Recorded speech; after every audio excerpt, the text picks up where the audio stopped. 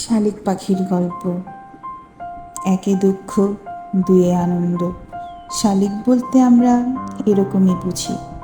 দুঃখ ও আনন্দের নিত্যদিনের যে দ্বন্দ্ব, সেই দ্বন্দ্বের মধ্যেই জন্ম নিয়েছে শালিক পাখির।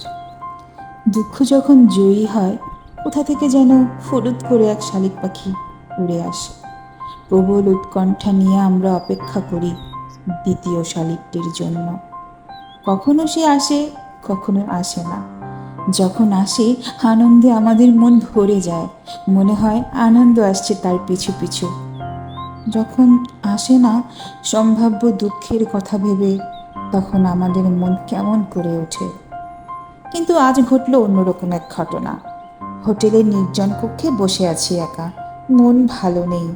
ভেবে চলেছি নিহতেই না ভেবে বসে থাকা সম্ভব নয় বলে। এমন সময় কোথা থেকে যেন উড়ে এলো এক ছোট্ট শালিক পাখি। উড়ে এসে সে বসলো আমার বারান্দায়। বসেই ভয় ভয় তাকালো আমার দিকে।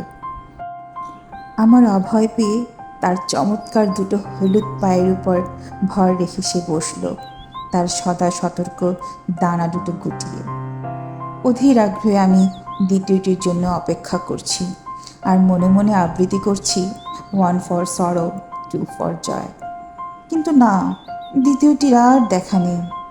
আসন্ন দুঃখের আশঙ্কায় মনটা যখন প্রায় প্রস্তুত হয়ে এসেছে, তখন বারান্দার ঢালুতে জমে থাকা এইটুকুন জলের মধ্যেই শালিকটি তার তৃষ্ণার্ত চক্ষু ডুবিয়ে আধ বোঝা চোখে পরম তৃপ্তিতে নিবৃত করল চোখের জল তৃষ্ণা।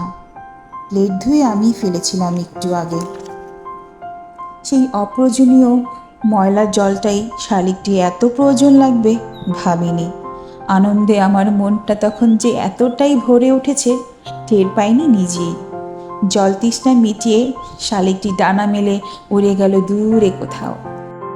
তুমি নেই, নতুন করে মনে পড়ল সেই কথা।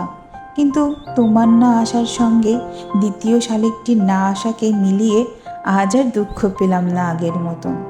মনে হলো প্রত্যেকেরই নিজস্ব জগৎ আছে, তোমার, আমার এবং ওই ছোট্ট শালিক পাখিটার।